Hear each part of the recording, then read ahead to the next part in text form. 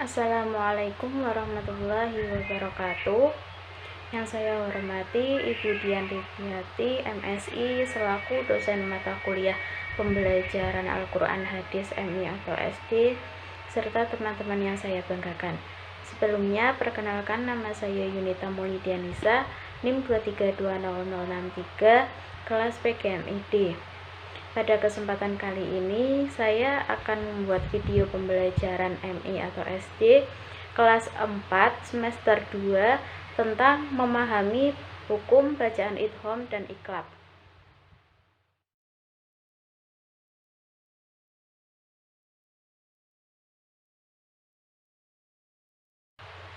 Assalamualaikum warahmatullahi wabarakatuh. Selamat pagi anak-anak, apa kabar hari ini? Alhamdulillah sehat, Allahu Akbar. Hari ini kita akan belajar tentang memahami hukum bacaan idgham dan iqlab, yaitu diantaranya akan mempelajari tentang idgham bi gunnah, idgham bila gunnah, dan iqlab. Siapa yang tahu tentang bacaan idgham dan iqlab? Ada yang tahu? Sebelum memulai pelajaran, marilah kita berdoa bersama-sama. A'udzu billahi minasyaitonir rajim. Bismillahirrahmanirrahim. Raditu billahi rabba wa bil islami dina wa bi muhammadin nabiyya wa rasula rabbi zidni ilman warzuqni fahman. Selesai. Nah, mari kita belajar mengenai idgham bi gunnah, idgham bila gunnah, dan iqlab.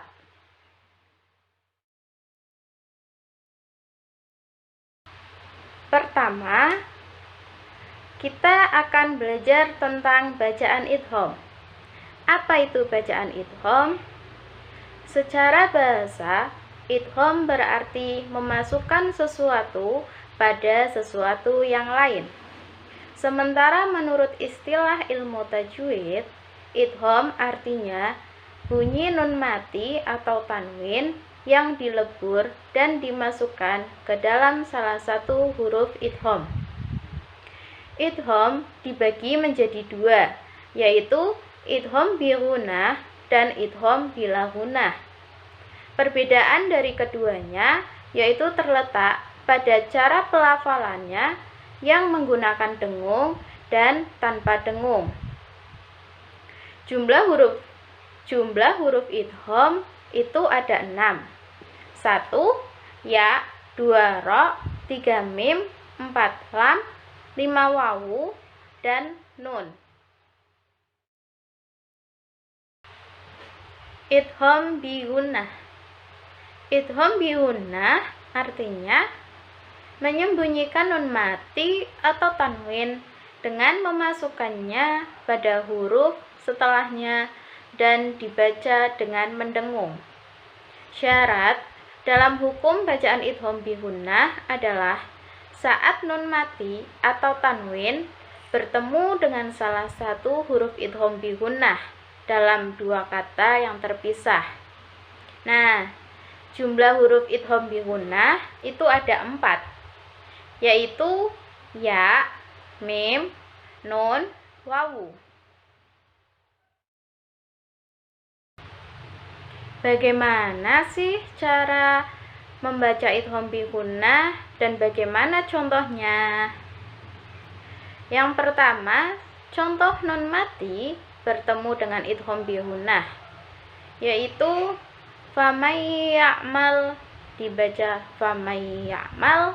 Sebab kenapa? Sebab nun mati bertemu huruf ya. Contoh yang kedua, mawujida, dibaca mawujida karena nun mati bertemu wawu.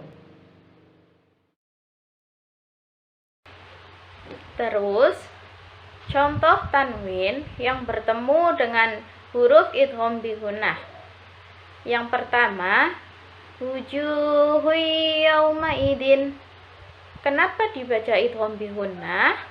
Sebab dhammah tanwin bertemu dengan salah satu huruf idgham bi gunnah, yaitu bertemu ya. Contoh yang kedua, sidrim masdudin. Karena kasroh tanwin bertemu dengan mim. Ya nun mim wawu itu dengung jika bertemu tanwin dan nun mati, itulah bacaannya idgham bi gunnah yang dimasukkan dan dibaca dengung. Agar kalian dapat lebih jelas memahami bacaan idgham bi gunnah, Ibu ada nyanyian tentang idgham bi gunnah. Yang kedua yaitu idgham bila gunnah. Hukum idgham bila gunnah yaitu suatu hukum tajwid yang terjadi ketika ada nun sukun atau tanwin yang bertemu dengan huruf hijaiyah lam dan ro, dan dibaca dengan tidak menggunakan suara yang berdengung. Idgham bila gunnah merupakan kebalikan dari idgham bi gunnah yang dibacanya dengan cara berdengung. Jadi kalau idgham bi gunnah itu berdengung, kalau idgham bila gunnah itu tidak berdengung. Bagaimana cara membaca idgham bila gunnah? Yaitu dengan cara meleburkan huruf hijaiyah non sukun atau tanwin tersebut menjadi suara huruf hijaiyah sesudahnya, yaitu huruf lam dan ro. Atau dengan cara lafaz yang kedua huruf hijaiyah tersebut seakan-akan diberi tanda tasjid dengan tanpa diikuti suara berdengung atau gunnah. Contoh idgham bila gunnah yang pertama yaitu mil ladunka, yaitu nun sukun bertemu dengan huruf lam. Latiful lima. Sebab kenapa dhammah tanwin bertemu lam. Contoh yang ketiga, Ghafurur Rahim. Karena dhammah tanwin bertemu ro. Yang keempat, Mir-Rabbir Rahim. Sebab kenapa? Sebab nun sukun bertemu ro atau kasroh tanwin bertemu huruf ro. Idgham bila gunnah ada dua huruf tidak berdengung, itulah huruf lam ro.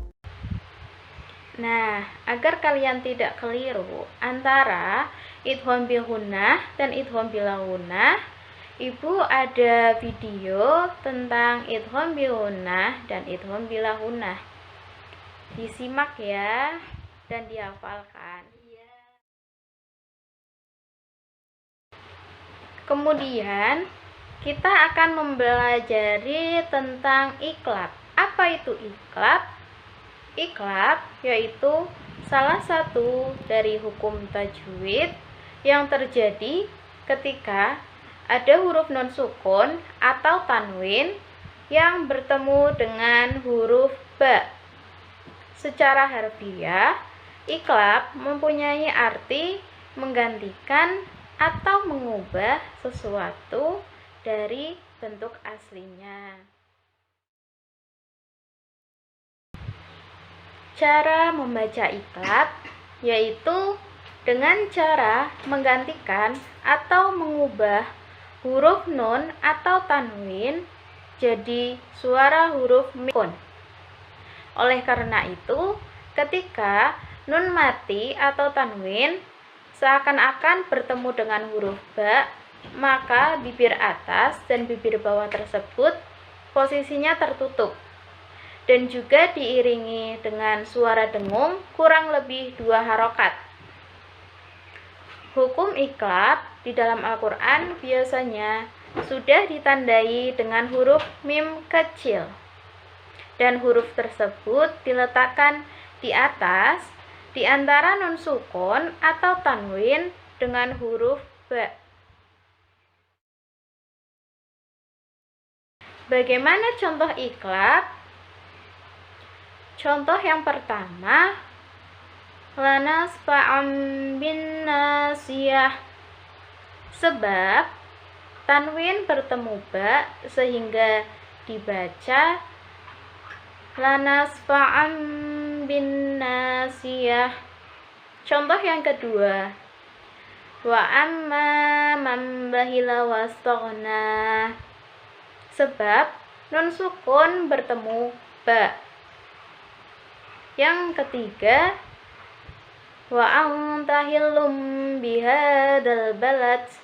Sebab tanwin bertemu ba sehingga dibaca wa antahillum bihadal balad.